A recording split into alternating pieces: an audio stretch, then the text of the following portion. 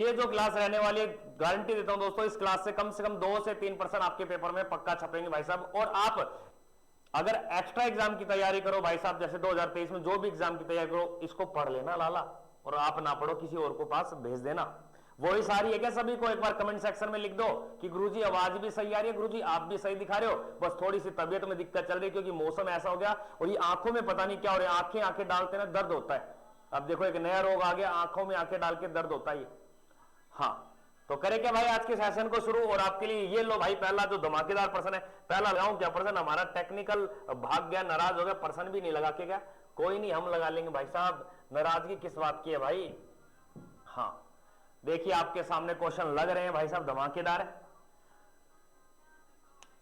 चलो चैट करो तो करो, बातें नहीं भाई, सारी बातें बहुत करते हो। फेसबुक वाले बच्चों को ब्लॉक कर दूंगा भाई, अब की बार ये फेसबुक पे जितनी बातें करें सबको ब्लॉक करूंगा भाई मैं, ऐसे काम थोड़ी चलेगा। ये फेसबुक से हटा दूंगा मैं क्लास, ये आपको मैं सुविधा दे रखी है, फेसबुक पे देख लो, कोई बड़ी बात नहीं। पर आप मानते कहां हो? खुल जा भाई सिम सिम है, खुल जा खुल जा खुल जा। हाँ, चलते भाई आज के अपने पहले क्वेश्चन पे, और क्वेश्चन बस निकाल देता हूं आपके लिए। शानदार सेशन रहने वाला आज के लिए आज का। हाँ,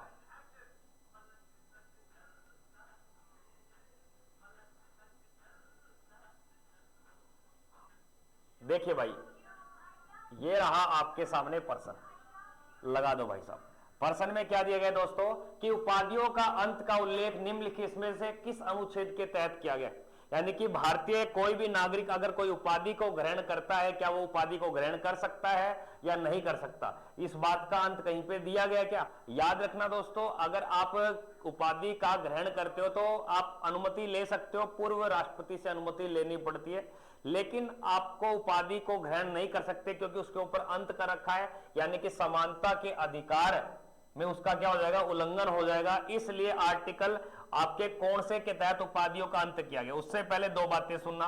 अगर आप शिक्षा जगत में उपाधि ग्रहण कर रहे हो भारत या भारत से बाहर, तो उपाधि को ग्रहण कर सकते हो शिक्षा क्षेत्र में और आपके सैन्य क्षेत्र में। तो शिक्षा और सैन्य क्षेत्र को छोड़कर आप उपाधि को ग्रहण नहीं कर सकते, छोड़कर।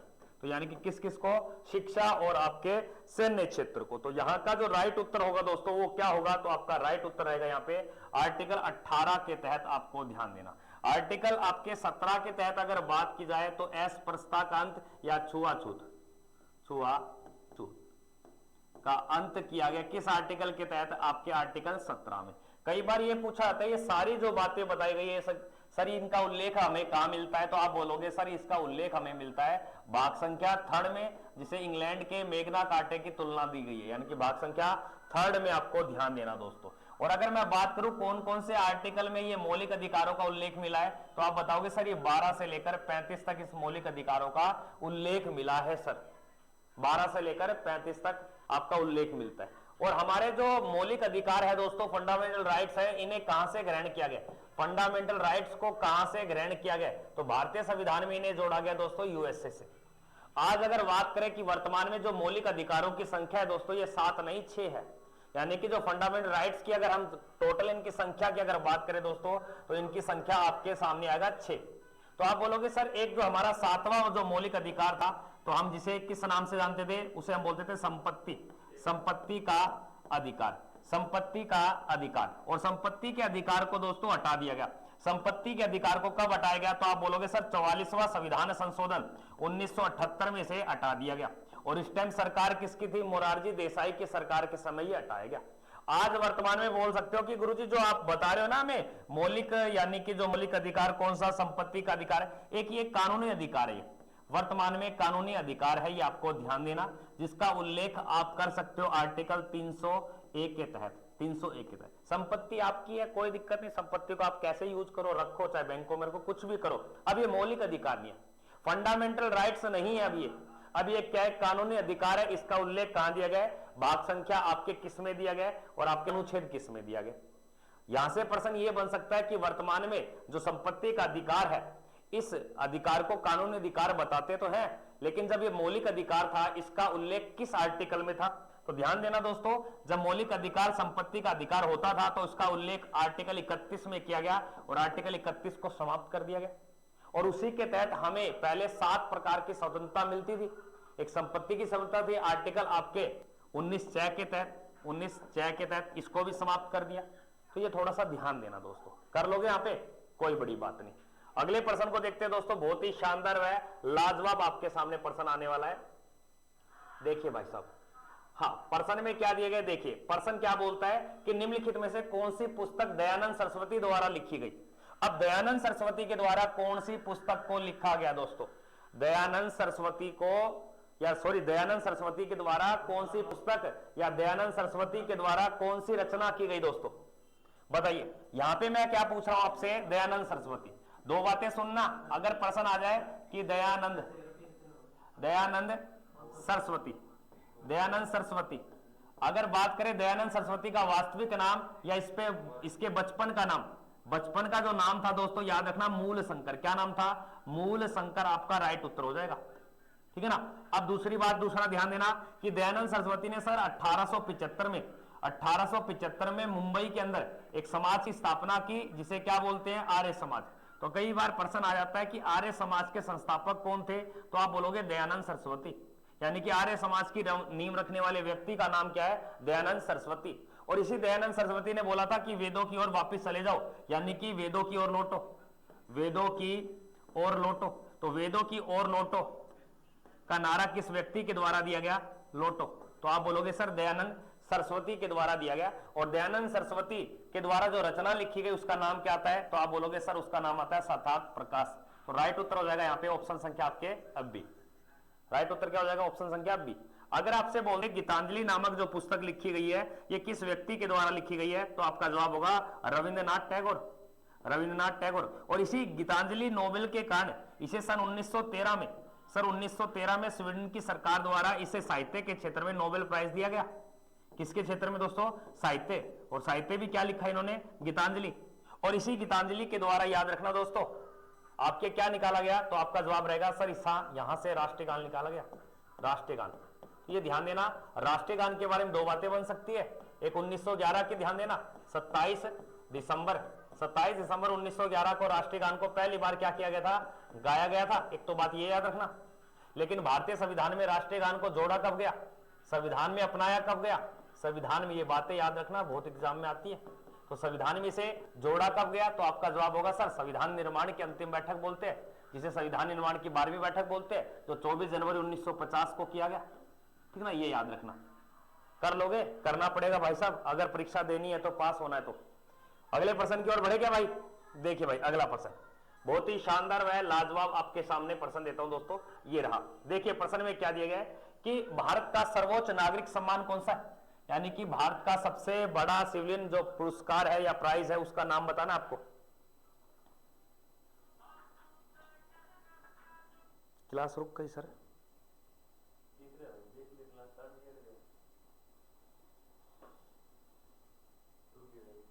रामनिवास भाई साहब, आर्मी जो एमईएस होती है ना भर्ती, आर्मी जिसकी तैयारी करो उसमें हिंदी नहीं आती भाई साहब। हाँ जो भी बातें है कोई नहीं, टेक्निकल आपको बताती रहेगी बीच बीच में। क्लास रुक गई, कोई नहीं, हमारी टेक्निकल टीम लगी हुई है।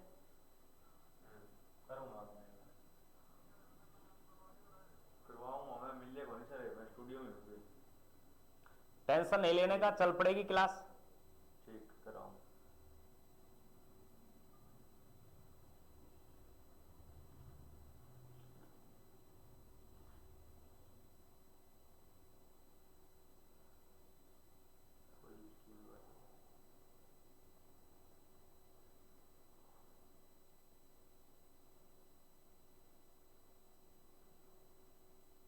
बस दोस्तों बस 1 मिनट का टाइम दीजिए मुझे आप।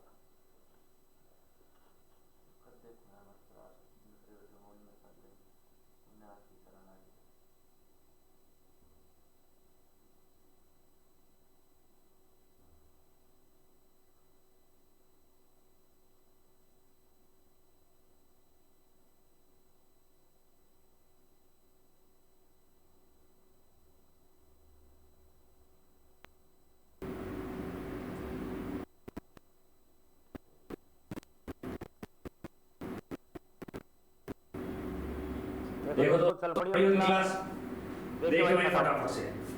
हाँ, क्या दिया गया? भारत का सर्वोच्च नागरिक जो पुरस्कार है वो पद्म विभूषण है या पद्म श्री है या भारत रत्न है या पद्म भूषण है। याद रखना दोस्तों, जो चारों आपको पुरस्कार दिखाई दे रहे हैं ये सभी क्या है? नागरिक सम्मान है दोस्तों। ये सभी क्या है दोस्तों? नागरिक सम्मान है, ये आपको ध्यान देना। ये सारे के सारे क्या है? नागरिक सम्मान है। और ध्यान रखना दोस्तों, इन सभी नागरिक सम्मान की जो शुरुआत होती है ये 2 जनवरी 1954 के तहत इसकी शुरुआत हुई। और बताया जाता है कि इसमें से जो सबसे बड़ा नागरिक सम्मान है दोस्तों वो याद रखना, 1 नंबर भारत है, दूसरे पे आपका पद्म विभूषण है, तीसरे पे आपका पद्म भूषण है और चौथे पे आपका पद्म श्री है। इस पर्सन के अकॉर्डिंग अगर देखा जाए तो हमारा राइट क्या होगा दोस्तों? आपका उत्तर संख्या ए राइट रहेगा, बिल्कुल ए राइट रहेगा दोस्तों। आप ध्यान से सुनना, अगर आपसे कोई बोल दे कि जो भारत रत्न है, इस भारत रत्न में कौन कौन से व्यक्तियों को, यानी कि कौन कौन से व्यक्तियों को विदेशी होकर भारत रत्न मिला है, यानी कि कौन कौन से व्यक्ति विदेशी की बात आ जाती है दोस्तों, विदेशियों को। और याद रखना दोस्तों और विदेशियों का नाम क्या था? एक सन 1987 में दिया गया, जिसको बोलते हैं खान अब्दुल गफ्फार खान। आपको ध्यान देना लिख दिया। उसके बाद में दूसरा मिला था सन 1990 में, जो दक्षिण अफ्रीका का पहला ऐसा राष्ट्रपति बना, इसे नेल्सन मंडेला के नाम से जानते हैं। नेल्सन मंडेला जो 1994 में चल के क्या बनता है? दक्षिण अफ्रीका का राष्ट्रपति। और बातें सुनना, अगर आ जाए किस भारत का मरणोपरांत दिया जाएगा। प्रांत भी क्या होगा ये? अभी मरणोपरांत की जो शुरुआत की गई, बहुत ही अच्छी बात है। तो आपका राइट होगा गुरुजी, इसकी मरणोपरांत की जो शुरुआत की गई थी ये सन 1925 की गई। और पहला जो मरणोपरांत यानी कि पहला व्यक्ति था जिसे मरणोपरांत दिया गया पहला, ये सन 1966 में दिया गया, जिसका नाम आता है लाल बहादुर। इसको देंगे नहीं, इसके घर वालों को बुलाएंगे, लाल बहादुर शास्त्री। ध्यान देना दोस्तों, इसके अंदर कोई भी आपकी नगद राशि नहीं होती। अगर प्रश्न आ जाए ये जो जितने भी पुरस्कार दिख रहे हैं इनमें कोई भी क्या नहीं होती दोस्तों? नगद राशि नहीं होती। नगद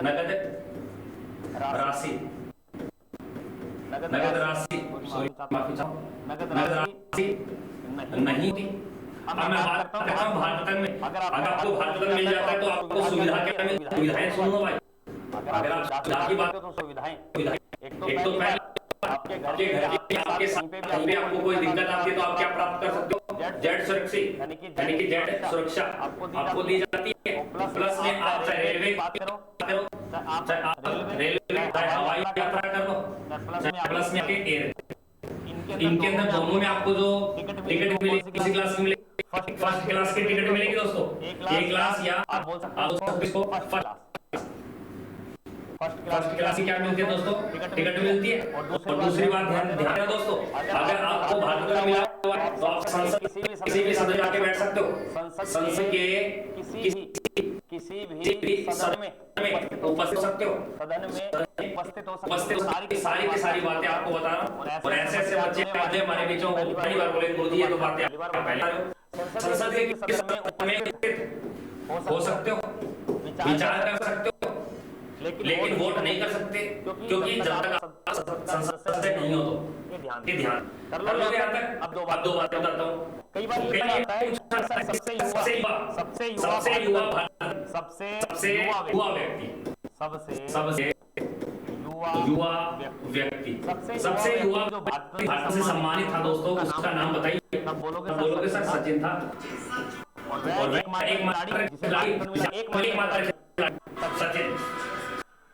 सचिन ध्यान देना, एक मात्र थे, कोई स्पोर्ट्स का हो, कुछ भी हो तो आपको ध्यान देना तो सचिन तेंदुलकर।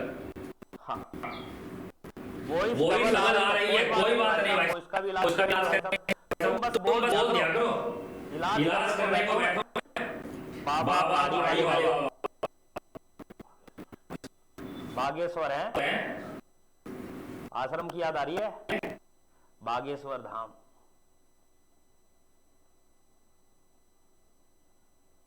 होशियार बच्चे जुड़े अपने क्लास में। चलो ये प्रश्न को तो यहीं पे निपटाते हैं, अगले प्रश्न को देखते हैं। बहुत ही शानदार आपके सामने प्रश्न लेके आऊंगा। आप भी बोलो गुरुजी मजा आ गया, और मजा भी क्या आएगा, शानदार चीजें आपके सामने। देखिए प्रश्न में क्या लिखा गया दोस्तों, आराम से देखना। कांग्रेस का त्याग करने के पश्चात 1939 में सुभाष चंद्र बोस बोलते हैं कि मैं अलग से क्या बनाऊंगा, पार्टी। कोई नहीं बेटा, बना लो। देखिए पार्टी क्या बनाई है, देखिए इस पार्टी का नाम बताना है और उस पार्टी की स्थापना कहां पे की। याद रखना दोस्तों, इस पार्टी की स्थापना की गई थी सन 1939 में और इस पार्टी की स्थापना की जाती है कलकत्ता में। कहां की जाती है दोस्तों, कलकत्ता, कलकत्ता। और इस पार्टी का नाम है forward block, forward, forward block, forward block party बोलो या दल बोल सकते हो। और इसके नेता कौन हो जाएंगे, सुभाष चंद्र बोस। अब सुभाष चंद्र बोस के बारे में 3 बातें बताता हूं आपको, अगर याद आती है तो आप ध्यान से सुनना। एक तो तारीख है 23 जनवरी, क्या तारीख है दोस्तों, 23 जनवरी। और सन कौन सा, 1897। और जगह कौन सी है, कटक। और कटक कहां पे पड़ता है दोस्तों, ये उड़ीसा में पड़ता है। तब इसका जो प्राचीन नाम होता था उड़ीसा का वो था कलिंग, उसकी राजधानी कटक थी, लेकिन कटक शहर है। यहां पे इसका क्या होता है दोस्तों, जन्म होता है। एक तो ये याद रखना। तो आपसे कभी भी प्रश्न आ जाए कि सुभाष चंद्र बोस का जन्म कब हुआ, तो आपका जवाब क्या रहेगा, 23 जनवरी 1897 को कटक में होता है। और दूसरी बात सुनना, इसी की जयंती पर, जयंती, और जयंती कब आती है, 23 जनवरी को। और दिवस के बारे में आ जाता है प्रश्न, कौन सा दिवस बनाया जाता है, तो दिवस के बारे में बताओगे, पराक्रम दिवस बनाया जाता है गुरुजी, पराक्रम दिवस। तो क्या बनाया जाता है दोस्तों, पराक्रम दिवस बनाया जाता है। कर लोगे, करना पड़ेगा भाई साहब, अगर पेपर देना है तो। सेशन को शेयर बिल्कुल नहीं कर, कैसे मजा नहीं आएगा भाई साहब। आगे सुनना, अगर आपसे कोई बोल दे आजाद हिंद, आजाद हिंद फौज, आजाद हिंद फौज, तो मेरी बातें सुनना। आजाद हिंद फौज की अगर बात आ जाए तो सन 1942 में इस आजाद हिंद फौज का नेताजी को क्या बनाया गया, नेताजी को सर्वोच्च सेनापति बनाया गया, सर्वोच्च सेनापति बनाया गया। ध्यान से सुनना। फिर बाद में इस सर्वोच्च सेनापति ने इस आजाद हिंद फौज का नाम दे दिया और इसको क्या बोल दिया, क्या बोल दिया, आजाद हिंद सरकार। अब प्रश्न ये आता है कि आजाद हिंद सरकार का गठन, आजाद हिंद सरकार का गठन किसने किया, गठन, तब आपका राइट उत्तर रहेगा सर्वोच्च सेनापति कौन भैया, सुभाष चंद्र बोस ने। और ये कब किया दोस्तों, 1943 में। और कहां पे किया, सिंगापुर में। लेकिन आजाद हिंद फौज का गठन कहां होता है, जापान की राजधानी टोक्यो में, रास बिहारी बोस के द्वारा किया जाता है, रास बिहारी बोस के द्वारा। लेकिन इसको सरकार का नाम कौन दे रहा है, नेताजी सुभाष चंद्र बोस। दिल्ली चलो, जय हिंद, तुम मुझे खून दो मैं तुम्हें आजादी दूंगा, ये सारे नारे किसके आते हैं, तो आपका राइट उत्तर क्या होगा, नेताजी सुभाष चंद्र बोस के। एक छोटा सा प्रश्न पूछता हूं, बताने वाले को मेरी तरफ से 1100 रुपए इनाम, बताने वाले को मेरी तरफ से 1100 रुपए इनाम भाई साहब, 1100 रुपए, कोई भी बता देना और 1100 रुपए ले लेना। और प्रश्न का नाम है भारत छोड़ो, भारत छोड़ो, छोड़ो, भारत छोड़ो का नारा किसने दिया, का नारा किसने दिया, किसने दिया। ओपन चैलेंज है, जितने भी मुझे लाइव देख रहे हैं, बाद में लाइव देखेंगे, मैं खुद बोलता हूं 99% लोगों का जवाब क्या रहेगा, फेल हो जाएंगे, यानी कि गलत रहेगा जवाब। चाहे कोई मास्टर सुन रहा हो, चाहे कोई मास्टर नहीं सुन रही हो, चाहे कोई बालक या बालिका सुन रही हो दोस्तों। ये देखो मैंने यहां पे क्या लिखा है, 99% लोग फेल हो जाएंगे, तो आप कोई तो नागालैंड से उतरे नहीं हो, ठीक ना। अब बताता हूं, अब बताओ भाई साहब, अब पता चलेगा आपको, भारत छोड़ो का जो नारा दिया वो किसके द्वारा दिया गया दोस्तों। अब पता चलेगा आप कितना पढ़ते हो कितना नहीं पढ़ते। यहां सोच लेना, देखो कितनी बड़ी गलती कर रहे हो आप। तो फॉरवर्ड ब्लॉक की स्थापना किसने की थी दोस्तों, तो आपका जवाब रहेगा नेताजी सुभाष चंद्र बोस के द्वारा। नेताजी सुभाष चंद्र बोस की जयंती पे कौन सा दिवस मनाया जाता है, तो आप बोलोगे पराक्रम दिवस बनाया जाता है गुरुजी। और कब बनाया जाता है, 23 जनवरी को बनाया जाता है। नेताजी सुभाष चंद्र बोस ने कौन कौन से नारे दिए थे, नारे के बारे में प्रश्न आ जाता है, तो ध्यान देना दोस्तों। एक तो याद रखना जय हिंद, जय हिंद का नारा। और एक याद रखना दोस्तों, तुम मुझे खून दो, तुम मुझे क्या दो, खून दो, मैं तुम्हें मौसमी का जूस पिलाऊंगा दोस्तों। उसके बाद में अगर देखना आप कौन सा नारा दिया गया इसके द्वारा, दिल्ली चलो, दिल्ली चलो, दिल्ली चलो का नारा कह रहे हैं, बिल्कुल ठीक है। हाँ, पढ़ते हो आप, पढ़ने वाले लगते तो नहीं हो आप। इतने शानदार प्रश्न है, इतनी बढ़िया एक्सप्लेनेशन हो रही है भाई साहब, पेपर में पक्के छपेंगे। और मैं कहता हूं रट के घुमा दो इस पर टॉपिक को। अगले प्रश्न को देखिए, सामने आपके सामने बढ़िया बढ़िया चीज लेके आऊंगा। बोलो गुरुजी मजा ही आ गया आज तो।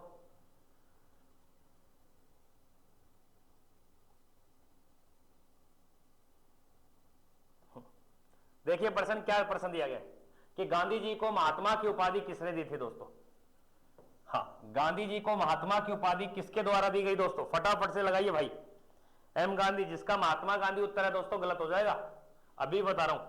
चीजों को पढ़ लो, समझ लो और आगे बढ़ लो। प्रश्न में क्या दिया गया दोस्तों? महात्मा की उपाधि। हाँ, तो महात्मा की उपाधि गांधी जी को किसने दी थी दोस्तों? याद रखना दोस्तों, जी के गोपाल कृष्ण गोखले, ये महात्मा गांधी के क्या थे? राजनीतिक गुरु थे दोस्तों। राजनीतिक गुरु का नाम क्या है? तो आप बोलोगे सर गोपाल कृष्ण गोखले। और इस महात्मा गांधी का जन्म कब होता है दोस्तों? जन्म की अगर बात आ जाए जन्म, तो ध्यान देना दोस्तों, इसका जन्म होता है 2 अक्टूबर 1869 में। और कहां हुआ था? काठियावाड़, पोरबंदर गुजरात में इनका क्या होता है दोस्तों? जन्म होता है। और जन्म के दिन ही क्या बनाया जाता है? अंतर्राष्ट्रीय अहिंसा दिवस भी बनाया जाता है। Very good. ये कह रहे हैं कि सर महात्मा गांधी को महात्मा की जो उपाधि दी थी ये रविंद्रनाथ टैगोर के द्वारा दी गई। बिल्कुल राइट बात है आपकी, बिल्कुल राइट है। अब ध्यान से सुनना, अगर आपसे प्रश्न आ जाए कि गांधी जी को राष्ट्रपिता किसने कहा? राष्ट्रपिता। तो राष्ट्रपिता जो कहा था दोस्तों वो ध्यान देना, ये कहने वाले व्यक्ति का नाम था नेताजी सुभाष चंद्र बोस। नेताजी सुभाष चंद्र बोस, सुभाष चंद्र बोस, नेताजी सुभाष चंद्र बोस। और दूसरा सुनना, इस महात्मा गांधी को बापू की उपाधि देने वाले व्यक्ति का नाम क्या था? तो आप बोलोगे सर इसका नाम था पंडित जवाहरलाल नेहरू। जवाहरलाल नेहरू आपका राइट उत्तर हो जाएगा। उसके बाद में देखा जाए तो बापू को अर्ध नगन फकीर किसने कहा? अर्ध नगन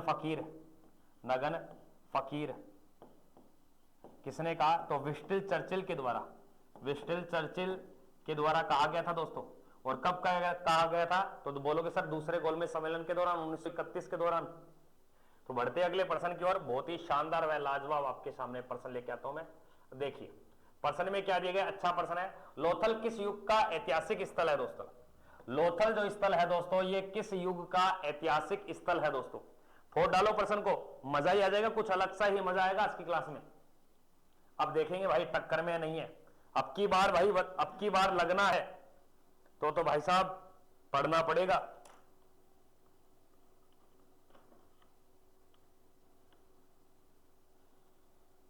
सेशन को शेयर बिल्कुल नहीं करते भाई, ऐसे मजा नहीं आएगा। लाइव बिल्कुल नहीं। शेयर क्यों भाई? जो भी चैनल पे नया बनता है चैनल को सब्सक्राइब भी करो यार, ये तो आपका फर्ज बनता है, कर्तव्य आपका। लोथल के बारे में सुना हुआ दोस्तों? लोथल कहां पड़ता है? इसकी लोकेशन की अगर मैं बात करूं दोस्तों, लोकेशन की अगर बात आ जाए तो ध्यान देना गुरुजी ये गुजरात में पड़ता है, गुजरात में। और अगर बात करूं किस नदी के किनारे पड़ता है तो बोलोगे गुरुजी ये भोगवा नदी के किनारे पड़ता है, भोगवा नदी किनारे। और लोथल की विशेषता की अगर बात करें, विशेष बात क्या है? विशेष बातें क्या है इसकी? ध्यान से सुनना। सिंधु घाटी सभ्यता का, सिंधु घाटी सभ्यता का एकमात्र बंदरगाह, एकमात्र गोदीवाड़ा या पोर्ट या बंदरगाह कहां से प्राप्त हुआ है? तो आप बोलोगे सर लोथल से प्राप्त हुआ है। और लोथल के बारे में आ जाए प्रश्न तो ये क्या है दोस्तों? ये सर सिंधु घाटी सभ्यता का स्थल है। ये आपको ध्यान देना, बहुत ही अच्छा प्रश्न है दोस्तों, प्रश्न को फोड़ने वाला प्रश्न है दोस्तों। ठीक है, नेक्स्ट क्वेश्चन की ओर बढ़ो, अगले प्रश्न की ओर देखिए। हाँ, सिंधु घाटी सभ्यता की अगर समय की बात करें तो इसके टाइम पीरियड की अगर बात की जाए तो इसका समय क्या था? तो समय ध्यान देना दोस्तों इसका, हाँ 2350 बीसी से लेकर आपके 1750 बीसी तक इसका समय पीरियड था। और इस सिंधु घाटी सभ्यता की अगर मैं बात करूं दोस्तों, इसे कहा जाता है कांस्यकालीन सभ्यता कहा जाता है, क्योंकि कांसा मिश्र धातु का प्रयोग ज्यादा किया मेरे भाई। अगले प्रश्न को देखिए। अगले प्रश्न में क्या देता हूं मैं आपको? बहुत ही अच्छा और स्वाद वाला प्रश्न दूंगा। आप भी बोलो गुरुजी मजा आ गया। अब प्रश्न को देखिए, क्या प्रश्न दिया गया? अच्छा प्रश्न है। अगर लोकसभा का सदस्य बनना है तो न्यूनतम आयु कितनी होनी चाहिए? अगर लोकसभा का सदस्य बनना है तो न्यूनतम आयु कितनी होनी चाहिए दोस्तों? लगा डालो प्रश्न को, फोड़ डालो, गोली से उड़ा डालो प्रश्न को।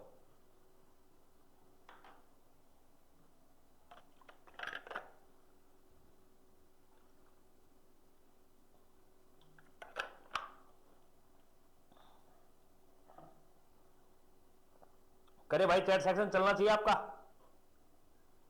प्रश्न क्या कहता है कि लोकसभा का सदस्य बनना है तो इसकी न्यूनतम आयु। लोकसभा के बारे में दो बातें सुन लो। अगर प्रश्न आ जाए कि लोकसभा, एक तो याद रखना लोकसभा का गठन, सर लोकसभा का गठन हुआ था सर 1952 में, 1952 में। तब इसका नाम था हाउस ऑफ पीपल, यानी कि जनता का सदन। क्या बोलते थे? जनता का सदन। और जनता के सदन से इसे लोकसभा जो नाम दिया गया, नाम बदला। वह नाम कब बदला? सन 1954 में, 1954 में। और याद रखना लोकसभा के गठन की बात किस आर्टिकल में की गई है? अनुच्छेद आपसे बोल देता है किस आर्टिकल में लोकसभा के गठन की बात बोली है, तो बोलोगे सर आर्टिकल 61 में, 61 में नहीं 81 में लोकसभा की बात की है। लोकसभा सर एक अस्थायी सदन है,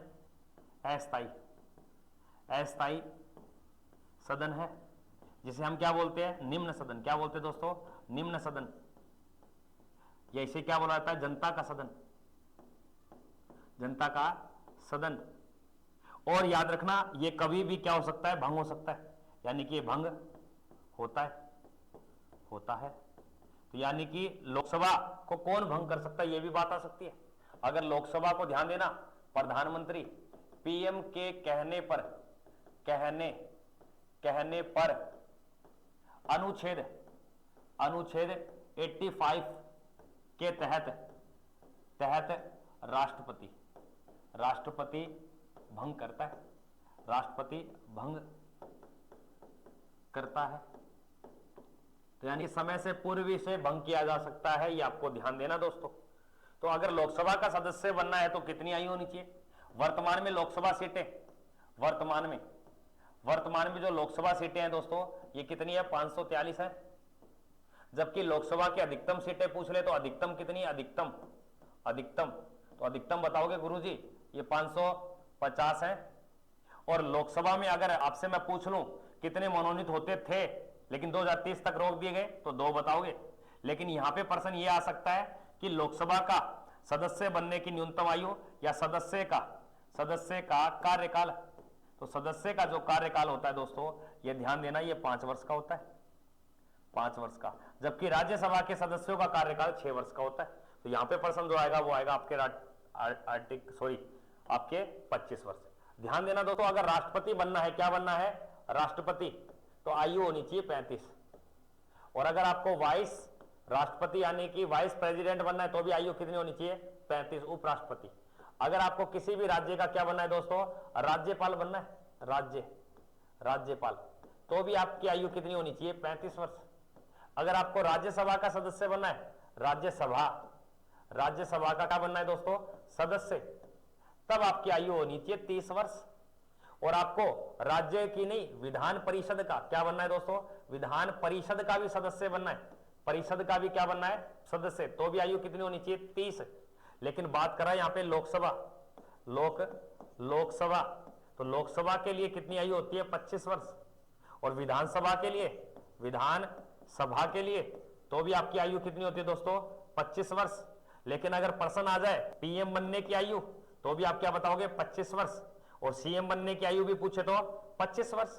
वोट डालने की आयु कितनी होती है गुरुजी? वोट डालने की 18 वर्ष होती है। लेकिन किसी भी गांव का क्या बनना है? सरपंच बनना है, या किसी जिले में आपको क्या बनना है? पार्षद। क्या बनना है दोस्तों? पार्षद। तो इन दोनों की आयु क्या होती है दोस्तों? 21 वर्ष। क्या होती है? 21 वर्ष। जितने भी स्थानीय चुनाव होते हैं उनकी आयु क्या होती है दोस्तों? 21 वर्ष होती है। सारी बातें आप अच्छे से याद रखें, क्योंकि पेपर में आती है चीजें, भाई साहब। अगले प्रश्न को देखिए। अगले प्रश्न में क्या कहता है? बहुत ही लाजवाब है, शानदार आपके लिए प्रश्न मैं लेके आता हूं दोस्तों। प्रश्न में क्या दिया, ध्यान से देखना प्रश्न को, अच्छा प्रश्न है। प्रश्न क्या बोलता है, अच्छे से पढ़ो। प्रश्न में दिया गया निम्नलिखित में से कौन सा मौर्य साम्राज्य का संस्थापक है? यहां पे आपको याद रखने प्रमुख, एक तो आपको प्रमुख वंश बोल दो या बोल दो साम्राज्य, प्रमुख साम्राज्य। इनके वंश पूछ लेता है और इनके संस्थापक पूछ लेगा। जैसे 2-4 आपको मैं बताता हूं। अगर आपके प्रश्न आ जाए हर्यक वंश, क्या आ जाए? हर्यक वंश, तो हर्यक वंश का जो संस्थापक था दोस्तों, उसका नाम आता है बिंबिसार। क्या नाम आता है? बिंबिसार आपको ध्यान देना। एक आपसे पूछेगा दोस्तों, आपके गुप्त वंश, गुप्त वंश का जो आपके पर्सन आ जाए तो आपका जवाब क्या रहेगा? श्रीगुप्त। क्या रहेगा दोस्तों? श्रीगुप्त। एक आपसे बोल देगा लोधी वंश का बताइए, लोधी वंश का, ये जो इंपोर्टेड है वही बता रहा हूं आपको, नाम आएगा बहलोल, बहलोल लोधी दोस्तों। और एक और की अगर मैं बात करूं तो आपके, हाँ, विजयनगर साम्राज्य की, विजयनगर, विजयनगर साम्राज्य की स्थापना किसने की थी? हरियर, हरियर एंड बुक्का, बुक्का नाम के शासकों द्वारा की गई। लेकिन यहां प्रश्न क्या पूछा है? चंद्रगुप्त मौर्य। इसका राइट उत्तर क्या आएगा दोस्तों?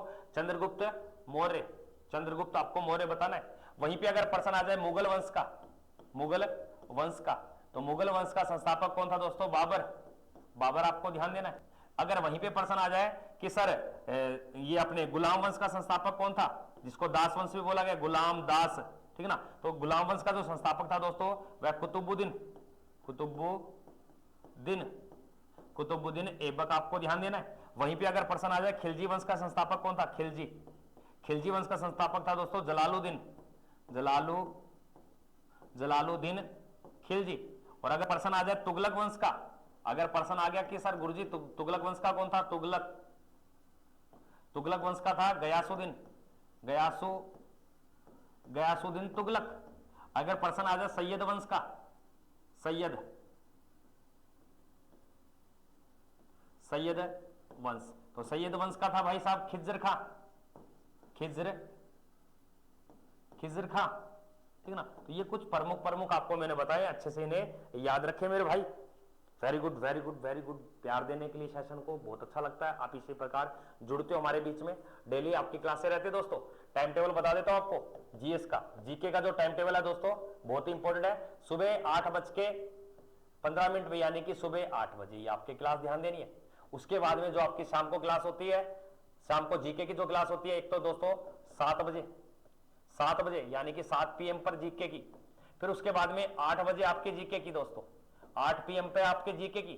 फिर रात को हम चलाने की सोच रहे हैं दोस्तों आपके, या तो 10:30 बजे क्लास मिलेगी या मिलेगी आपको 11 बजे, 11 बजे क्या मिलेगी? जीके की क्लास दोस्तों, ये भी आपके क्लास रहेगी। और उसके बाद में अगर देखेंगे तो दोस्तों, तो वो भी आपको ध्यान देनी है 12:15 पे, आपको 12:15 पे AM रात्रि को भी क्या मिलेगी? जीके की क्लास मिलेगी रात्रि को। ये सारी जीके का शेड्यूल रहेगा भाई साहब, क्योंकि जीके बहुत इंपॉर्टेंट है। क्योंकि जीके की अगर बात करें, दिल्ली पुलिस, बिहार पुलिस, बहुत सारी पुलिस होगा आपकी, SSC, GD, रेलवे, यानी कि जीके का तो अहम भूमिका है। और जीके का अंत नहीं है दोस्तों, इसलिए जीके की क्लास देख लो कितनी है, 1 2 3 4 5, यानी कि पूरे दिन में 5 जीके की क्लासें चलेंगी आपकी भाई साहब, 5 जीके की क्लासें। और अब की बार भाई साहब वर्दी, जॉब, कुछ भी करना है, अब की बार 2023 में लगना है, तो भाई साहब ये सारा का सारा अटेंड करना पड़ेगा। और जो भी चैनल पे नए बनते हैं, चैनल को सब्सक्राइब करना पड़ेगा भाई साहब। बंपर भर्तियां, बंपर 2023 की बंपर भर्तियां हैं, आर्मी से लेकर आप भाई साहब कहां तक, रेलवे तक, SSC तक, पुलिस तक, बहुत सारी वैकेंसी है, बहुत सारी वैकेंसी है। लगे रहो हाथ धो के भाई साहब, कुछ तो मिलेगा आपको, अगर पढ़ोगे तो कुछ तो मिलेगा दोस्तों। अगले प्रश्न की ओर बढ़ता हूं भाई साहब, बहुत ही शानदार व लाजवाब प्रश्न। प्रश्न में क्या दिया, अच्छा प्रश्न है, देखिए। विश्व स्वास्थ्य संगठन का मुख्यालय कहां पर है? विश्व स्वास्थ्य संगठन यानी कि WHO की बात कर रहा है, हेल्थ, ठीक ना, वर्ल्ड हेल्थ ऑर्गेनाइजेशन की बात कर रहा है दोस्तों। आपके फोड़ डालो, प्रश्न को लगा डालो, यानी कि फ्रांस से, स्विट्जरलैंड में, अमेरिका में या दक्षिण अफ्रीका में विश्व स्वास्थ्य संगठन WHO की बात कराइए। और WHO की बात करें तो दोस्तों ध्यान रखना, फ्रांस में है, स्विट्जरलैंड में है, अमेरिका में है या दक्षिण अफ्रीका में। अगर मैं बात करूं इस WHO की, अगर स्थापना याद रखना दोस्तों, स्थापना, इसकी स्थापना हुई थी 8 अप्रैल नहीं 7 अप्रैल को, 7 अप्रैल 1948 को। और इस WHO के अंदर अगर बात करूं मैं सदस्य संख्या, सदस्य देश की अगर मैं बात करूं तो टोटल इसमें देश कितने आते हैं? 194 इसके देश हैं दोस्तों। और इस WHO के हेडक्वार्टर की मैं बात करूंगा भाई साहब, तो आपका राइट उत्तर होगा जनेवा। क्या होगा दोस्तों? जनेवा, या बता सकते हो स्विट्जरलैंड, जनेवा, या बता सकते हो स्विट्जरलैंड। तो राइट उत्तर हो जाएगा यहाँ पे आपके WHO का जनेवा। अब जनेवा में 2-4 बातें याद रखनी है।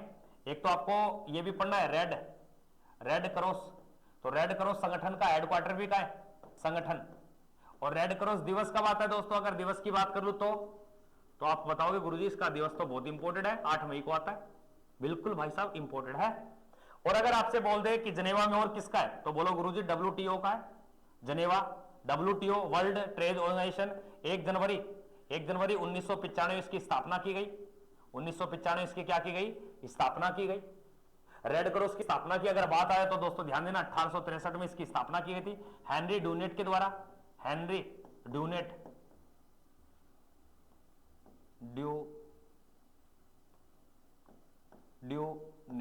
हेनरी ड्यूनेट के द्वारा इसकी क्या की गई दोस्तों, स्थापना की गई। रेड क्रॉस, इसका मुख्यालय कहां पड़ता है, जनेवा में। सारी बातें बता रहा हूं भाई साहब। सॉरी सोनी भाई, लड़ाई नहीं करते चैट सेक्शन में, सेशन को शेयर कर दिया करो आप बिना बताए। भाई साहब मजा नहीं आ रहा आज तो, क्योंकि आप शेयर नहीं करते भाई, बिल्कुल भी शेयर नहीं करते, बिल्कुल भी शेयर नहीं करते। करो भाई साहब, सेशन को शेयर करो, ठीक है।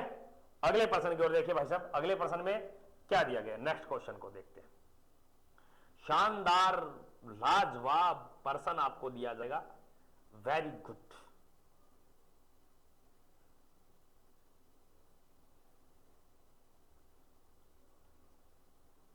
देखिए भाई साहब क्या प्रश्न है, गरडी कहां का लोक नृत्य है भाई साहब। अब ये देखो ऐसे ऐसे प्रश्न आएंगे, गरडी कहां का लोक नृत्य है दोस्तों, लगा डालो, फोड़ डालो, और भाई साहब अपनी सीट पक्की कर लो 2023 में। 2023 में अपनी सीट को पक्का कर लो।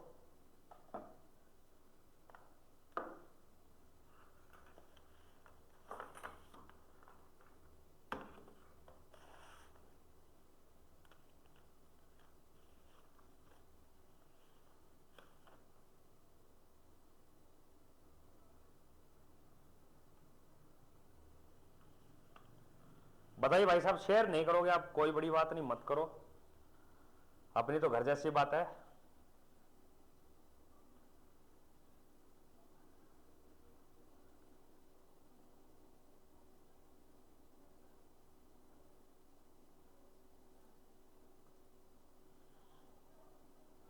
चैट भी नहीं करते, कोई बड़ी बात नहीं, कोई बड़ी बात नहीं है। याद रखना दोस्तों, गरडी लोक नृत्य के बारे में बहुत इंपॉर्टेंट है भाई साहब। लोक नृत्य में अगर बात की जाए तो बहुत सारे लोक नृत्य है। अगर मैं आपसे बात करूं कि लोक नृत्य में सबसे पहले एक तो याद रखना है युद्ध नृत्य, युद्ध प्लस में मुखोटा, मुखोटा। तो मुखोटा ये दोनों कहां के दोस्तों, ये दोनों पड़ते हैं अरुणा के, अरुणाचल के। और अगर मैं बात करूं यहां पे आपसे चोग नृत्य, चोग नृत्य दोस्तों ये आपके नागालैंड का है, नागालैंड का।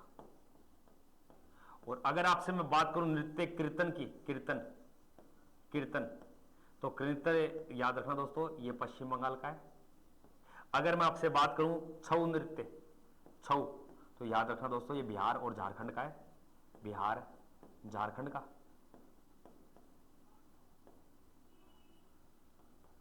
झारखंड का। और अगर आपसे बात करूं दोस्तों राउफ नृत्य, राउफ तो ये पड़ता है आपके जम्मू एंड कश्मीर का। और अगर मैं आपसे बात करूं दोस्तों घूमर नृत्य, घूमर हो गया, प्लस में कानबेलिया,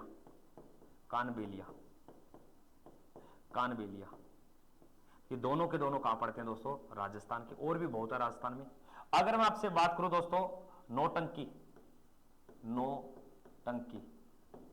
प्लस में दोस्तों रासलीला, ये दोनों के दोनों की अगर मैं बात करूं दोस्तों ये पढ़ते हैं आपके यूपी में। कहां पढ़ते हैं, यूपी में। अगर मैं बात करूं आपके मटकी नृत्य तो ये पड़ता है मध्य प्रदेश में। अगर मैं आपसे बात करूं दोस्तों गरबा प्लस में डांडिया, ये दोनों के दोनों नृत्य पड़ते हैं दोस्तों आपके गुजरात में,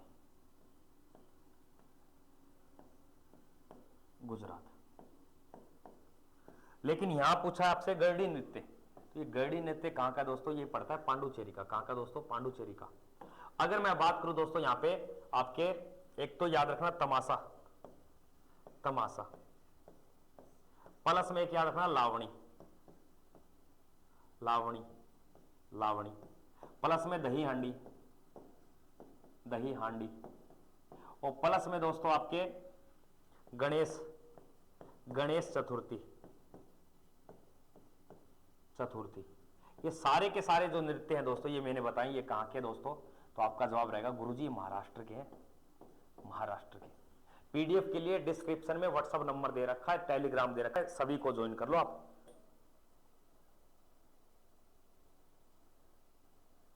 ठीक है, पांडुचेरी शायद, बिल्कुल राइट उत्तर आपका। आगे देखिए, अगले प्रश्न को मैं क्या देता हूं आपके सामने, बहुत ही शानदार व लाजवाब प्रश्न देता हूं आपको।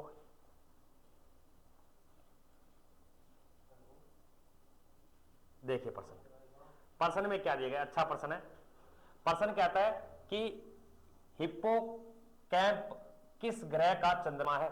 हिप्पोकैम्प नाम का एक उपग्रह है, और ये हिप्पोकैम्प नाम का उपग्रह किस ग्रह का है दोस्तों?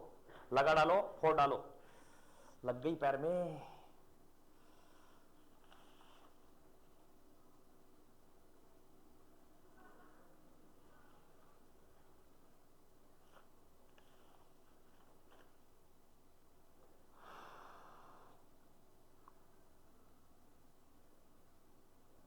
हाँ लगाइए भाई साहब। पांडुचेरी तो ठीक है, आगे बता दो भाई साहब, पढ़ते नहीं हो, मजा नहीं आ रहा आज भाई साहब क्लास लेने में, क्योंकि पढ़ते नहीं हो आप, तभी इतनी इतनी हार्ड प्रश्न आ गए, अब इनको देने में दिक्कत आ रही है आपको। सुपर कूल, पांडुचेरी होगा गुरुजी शायद, शायद के बच्चे आ गए इधर। हाँ, हिप्पोकैम्प नाम का जो उपग्रह है दोस्तों, ये उपग्रह है, और ये उपग्रह, और ये उपग्रह किसका है दोस्तों? तो ध्यान देना, ये आपके नेपच्यून का है, वही नेपच्यून जिसे क्या बोलते हो, वरुण। और याद रखना दोस्तों, इस वरुण को ही कहा जाता है हरा ग्रह, हरा ग्रह। और याद रखना, इसे ही कहा जाता है सबसे ठंडा, ठंडा ग्रह। और याद रखना, जो सूर्य की परिक्रमा, कर्मा सर्वाधिक समय में, सर्वाधिक समय में गए क्या वो? समय में है, परवीन सर गए, इधर ही है।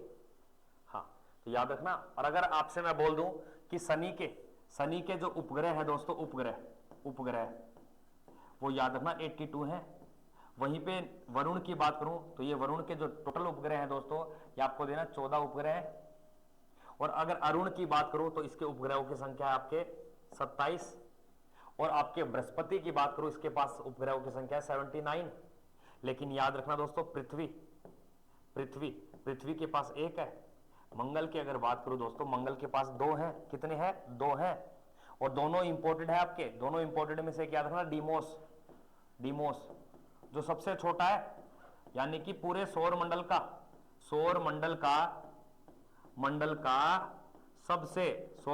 सबसे छोटा उपग्रह कौन सा है? डीमोस है। लेकिन सर छोटा पूछेगा तो बड़ा पूछ रहे तो क्या बताएं?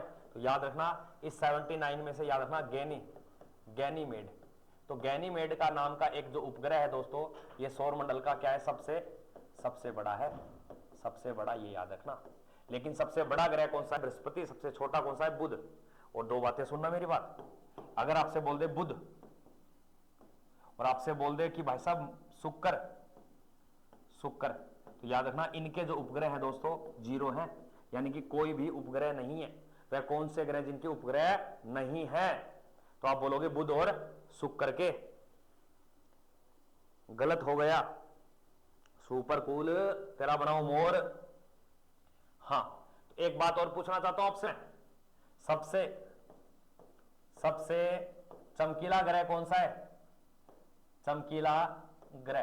तो सबसे चमकीले ग्रह का नाम बताइए फटाफट से, फिर पता चलेगा पढ़ते हो या नहीं पढ़ते। अगले प्रश्न को देखते भाई साहब। अगले प्रश्न में क्या दिया गया? बहुत ही लाजवाब शानदार प्रश्न आपके सामने लेके आता हूं। देखिए भाई साहब, ये बता दो आप मुझे। प्रश्न दिया गया है गुरुजी कि इनमें से कौन सा सबसे बड़ा महाद्वीप है? सबसे बड़े महाद्वीप का नाम बताना है। और जब ये बड़े की बात आ जाए तो याद रखना ये क्षेत्रफल के अनुसार है। किसके? क्षेत्रफल के अनुसार। तो क्षेत्रफल अनुसार पूछ ले तो आपसे क्षेत्रफल अनुसार ही आपको बताना है।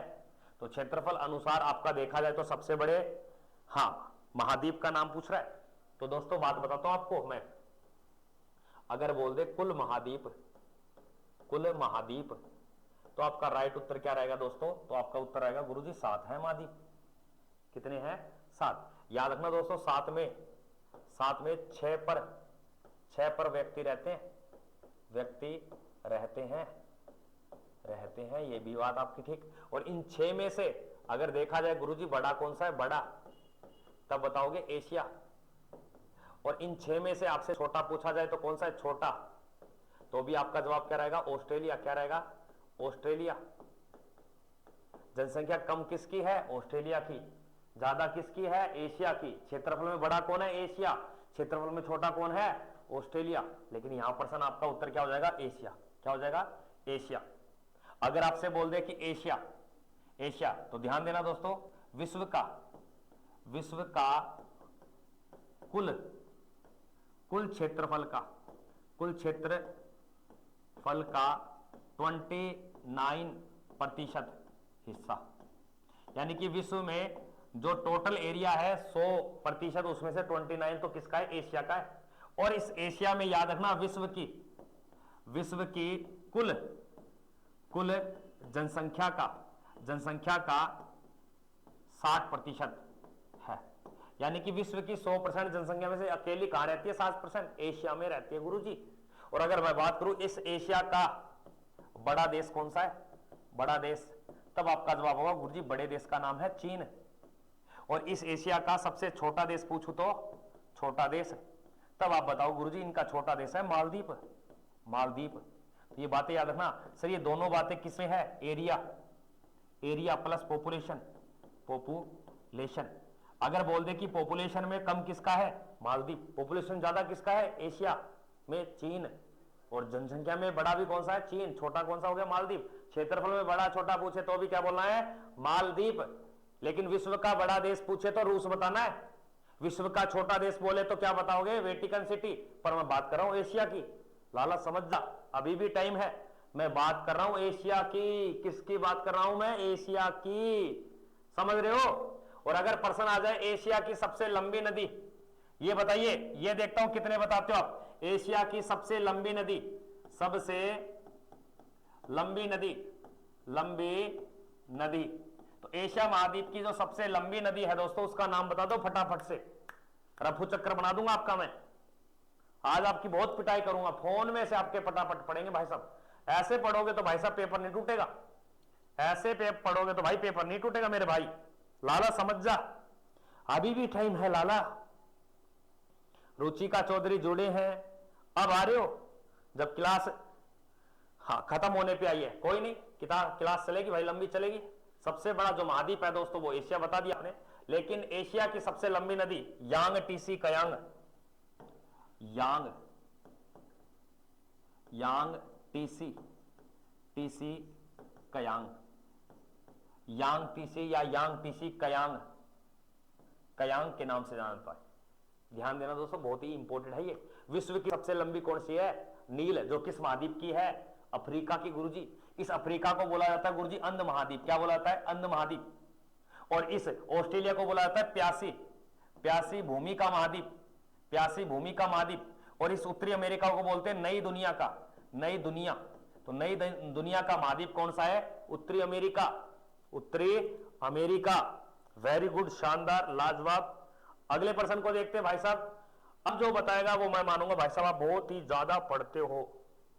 आपके सामने मैं प्रश्न लेके आता हूं, वाह वेरी गुड, ये प्रश्न अच्छा है, अच्छा प्रश्न है दोस्तों। डलहौजी द्वारा किस वर्ष व्यक्तिगत का सिद्धांत दिया गया था दोस्तों? अब ये क्या प्रश्न है दोस्तों? डलहौजी के बारे में तो कई बार सुना होगा सर, इसने बहुत सारे कार्य किए, जैसे एक तो राज्य हड़प नीति, राज्य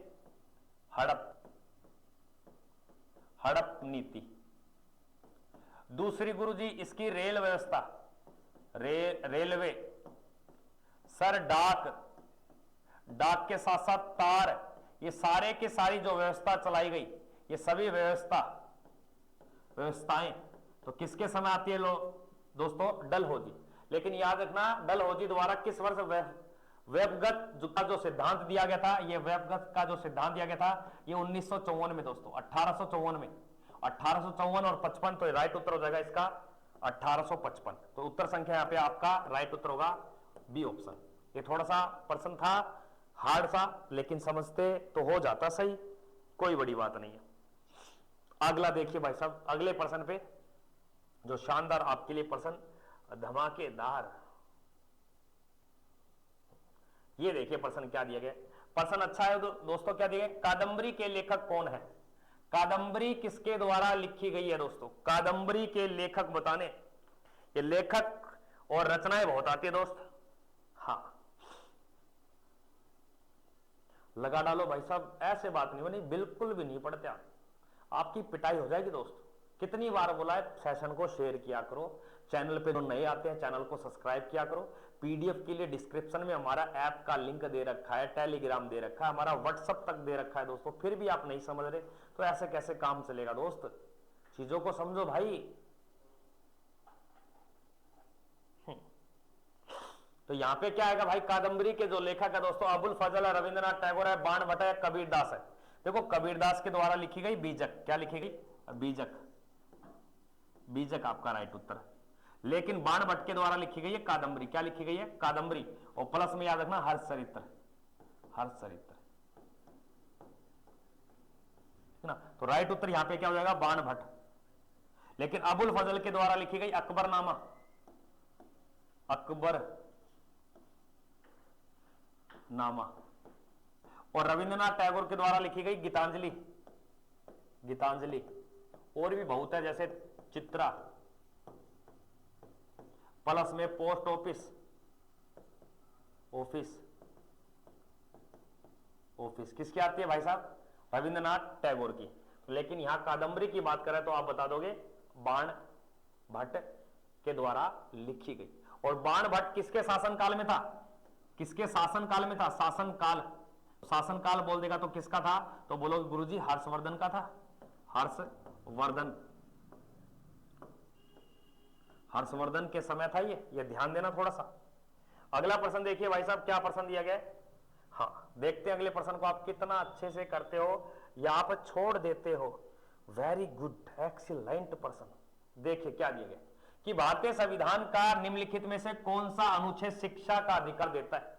यानी कि आपको शिक्षा का अधिकार देता है, राइट टू एजुकेशन का अधिकार देता है दोस्तों। बताइए फटाफट से, आज पता चलेगा आप कितना पढ़ते हो कितना नहीं पढ़ते। जय श्री राम, अलख निरंजन। हाँ, भारतीय संविधान का निम्न में से कौन सा अनुच्छेद शिक्षा का अधिकार देता है दोस्तों? आर्टिकल 21, आर्टिकल 21A या आर्टिकल 20 यानी कि 15 और आपके 22, कौन से आर्टिकल के तहत? याद रखना दोस्तों, right to education, right to education, right to education को एक मूल कर्तव्य का दर्जा दिया गया, मूल कर्तव्य। और मूल कर्तव्य किस रूप में? कि सभी माता पिताओं का, अभिभावकों का यह कर्तव्य बनता है इसको राइट टू एजुकेशन के तहत 6 से लेकर 14 वर्ष के बच्चों को क्या दिलानी है? शिक्षा दिलानी है। ये बात कब जोड़ी गई? 2002 में जोड़ी गई। लेकिन सभी के लिए यानी कि राइट टू एजुकेशन यानी कि जो शिक्षा का अधिकार ये लागू किया गया, ये लागू किया गया दोस्तों, ये ध्यान देना, इसे लागू किया जाता है 2009 में, 2009 में। लेकिन पूर्णतः इसे जो लागू किया गया ये 1 अप्रैल को, 1 अप्रैल 2010 को इसको पूर्णतः लागू कर दिया पूरे भारत में। और इसका उल्लेख है दोस्तों ये आर्टिकल 21 में। अगर 21 के तहत आप क्या कर सकते हो? किसी लड़की से बात करके या किसी लड़के से आप बात कर लेते हो, फिर प्यार हो जाता है, फिर मोहब्बत हो जाती है, और मोहब्बत होने के बाद में एक ही मन में आता है, या तो कुछ कहीं कर लेते हैं या कुछ कहीं भाग के क्या कर लेते हैं? शादी कर लेते हैं, यानी कि विवाह कर लेते हैं। तो आपको विवाह करने का अधिकार है। ये बात कहां बोली गई है? आर्टिकल 21 में बोली गई है। कहां बोली गई है? 21 में। आप अपने प्राणों की रक्षा कर सकते हो। कोई थप्पड़ मार रहा है तो आप उसको उल्टा थप्पड़ मार सकते हो, ठीक है ना। अगर आपका कोई गला दबा रहा है तो आप उसकी पिटाई कर सकते हो। पिटाई के चक्कर में उसकी जान निकल भी जाए ना तो भी आपको जेल नहीं हो सकती। आप तो अपने प्राणों की रक्षा कर रहे हो दोस्तों। आपको जीने का अधिकार है, ना कि मरने का अधिकार। अगर आप पंखे से लटकते हो ना तो ये आपका आर्टिकल 21 का उल्लंघन कर रहे हो, यानी कि आप मर नहीं सकते, आप जी सकते हो दोस्तों। ये बात भारतीय संविधान में लिखी गई है। हाँ, तो विवाह शादी करने के लिए कोई बड़ी बात नहीं है, कोर्ट मैरिज कर लो, लव मैरिज कर लो, मंदिर में जाके माला डाल लो। हाँ, ये सारा आपके लिए आर्टिकल 21 बोलता है, 21 में दे रखा है आपको, कुछ भी करो, कर लो बस तुम। अब इससे ज्यादा स्वतंत्रता आपको क्या मिल सकती है? ज्यादा दे दी जाएगी तो आप भाई साहब पागल हो जाओगे, फिर आप किसी के हाथ नहीं आनी, शीला की जवानी में किसी के हाथ नहीं आनी है, यही बात है ना। हाँ, चलो भाई साहब एक और क्वेश्चन पूछता हूं आपसे, फिर पता चलेगा आप कितना पढ़ते हो कितना नहीं पढ़ते। अब देखिए प्रश्न को क्या दिया गया कि किस ग्रह में सबसे अधिक प्राकृतिक उपग्रह है। प्रश्न को कैसे लिख दिया, बस इतना याद रखना, कौन से ग्रह के सबसे ज्यादा उपग्रह पाए जाते हैं, कौन से ग्रह के सबसे ज्यादा उपग्रह पाए जाते हैं, बता दो भाई साहब। जय श्री राम। और सेशन को शेयर किया करो भाई साहब, जिसने अभी तक हमारे सेशन को शेयर नहीं किया, सेशन को लाइक नहीं किया और हमारे चैनल को सब्सक्राइब नहीं किया, तो उनसे बहुत बहुत निवेदन है, ये कार्य आपको करना पड़ता है। ये कुछ YouTube की पॉलिसी है जो सभी को निभानी पड़ती है। तो देखिए इसने क्या बोला है कि कौन से ग्रह के सर्वाधिक उपग्रह हैं। कई बार तो ऐसा आता है कि कौन से ग्रह के उपग्रह नहीं है, नहीं है, तब आपका राइट उत्तर होगा गुरुजी किस किस के नहीं है, गुरुजी बुध का नहीं है, गुरुजी शुक्र का नहीं है। ये दो ही ऐसे हैं जिनके कोई भी उपग्रह नहीं है, शुक्र, ठीक है।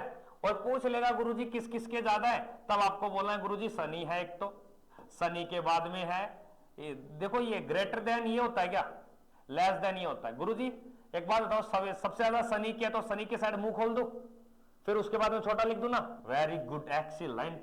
दूसरे नंबर पे आ गया आपका बृहस्पति, और तीसरे नंबर पे जो आता है दोस्तों उसका नाम क्या है, आपके सामने अरुण है, अरुण है। और उसके बाद में जो आता है दोस्तों वरुण है, वरुण है। और उसके बाद की अगर मैं बात करूं दोस्तों 1 2 3 मंगल, मंगल कहां आ गया, अरुण वरुण शनि बृहस्पति। हाँ देखिए आप मंगल क्या देखोगे, मंगल, और फिर लास्ट में आप देखोगे आप पृथ्वी। तो सबसे कम किसके हैं, अगर आपसे बोल दे कम किसके हैं ज्यादा किसके, तो ध्यान देना दोस्तों, सबसे कम की अगर बात आ जाए कम की, तो कम में आएगा पृथ्वी।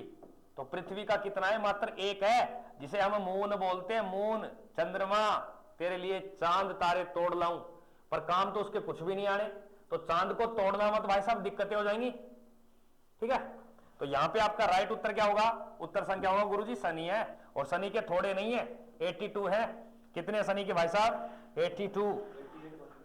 और आपके बृहस्पति के 79 है, अरुण की अगर बात करूं तो 27 है, और आपके वरुण की अगर बात करूं तो 14 है, मंगल की बात करूं तो 2 है, पृथ्वी का 1 है। बुध और शुक्र कह रहा है मेरे पास अंडा अंडा है, यानी कि 0 0 है। तो कौन से ग्रह के सर्वाधिक उपग्रह हैं, तब तो बोलोगे सर शनि के। और किस ग्रह के उपग्रहों की संख्या सबसे कम है, तब आप बताओगे सर पृथ्वी के। तो आज का सेशन हमारा यहीं पे आता है। सेशन आपको पसंद आया तो दोस्तों लाइक कर देना, नहीं तो डिसलाइक पे आप कर सकते हो, आपकी मर्जी, मर्जी के मालिक आप हो दोस्तों। मिलते हैं नई क्लास में, तब तक के लिए जय हिंद, वंदे मातरम। और जो नेक्स्ट क्लास होने वाली है दोस्तों, ये हमारे प्यारे और स्वीट से गुरुजी हैं जिनका नाम है बलवंत शर्मा, जो एक अभी नौजवान युवक है। ये आपको थोड़ी देर में रीजनिंग का कोडिंग डिकोडिंग, 2 के बाद 4, 4 के बाद 8, अब आगे अगला पद क्या होगा, 2 के बाद 4, 4 के बाद 8, 8 के बाद क्या होगा, ऐसी चीजें आपसे रूबरू कराएंगे। तब तक के लिए जय हिंद, वंदे मातरम। बढ़िया हो, शेयर कर दिया करो कभी कभार तो। चलो गुरुजी, रोक दिया जाए या मार दिया जाए, पीडीएफ मिल जाएगी भाई साहब आपको।